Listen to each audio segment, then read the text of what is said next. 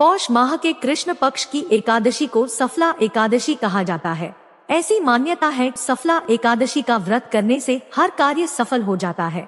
मान्यताओं के अनुसार सफला एकादशी व्रत पर व्रत कथा सुनने या पाठ करने से भगवान विष्णु की विशेष कृपा एवं मृत्यु के पश्चात मोक्ष की प्राप्ति होती है। तो आइए जानते हैं सफला एकादशी व्रत की कथा।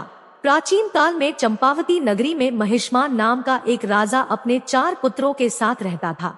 उसका सबसे बड़ा पुत्र, जिसका नाम लुम्पक था, वह महापापी और दुष्ट था। लुम्पक हमेशा कुकर्मों में लीन रहकर देवी देवताओं की निंदा करता था। एक दिन राजा ने क्रोध में आकर उसे राज्य से बेदखल कर दिया, जिसके बाद लुम्पक जंगल में रहकर मांस आदि खाकर अपना जीवन यापन करने लगा। कहते हैं कि कभी कभी अनजाने में भी प्राणी ईश्वर की कृपा का पात्र बन जाता है। ऐसा ही कुछ लुम्पक के साथ भी हुआ। एक बार लुम्पक भीषण ठंडी की वजह से रात में सो नहीं पाया और रात भर ठंड में कांपता रहा। ठंड इतनी ज्यादा थी कि वह मूर्छित हो गया। उस दिन पौष माह के कृष्ण पक्ष की दशमी तिथि थी।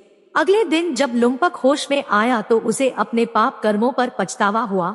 फिर उसने जंगल से कुछ फल इकट्ठा किए और पीपल के पेड़ के पास रखकर भगवान विष्णु का स्मरण किया।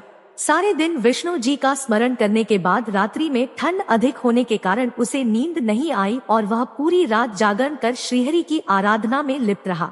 ऐसे में अनजाने में उसने सफला एकादशी का व्रत पूरा कर लिया।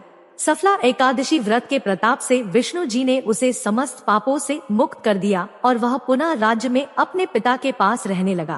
पिता ने सारी बात जानकर पुत्र लुम्पक को राज्य की जिम्मेदारी सौंप दी और वन में हरि भजन करने चले गए।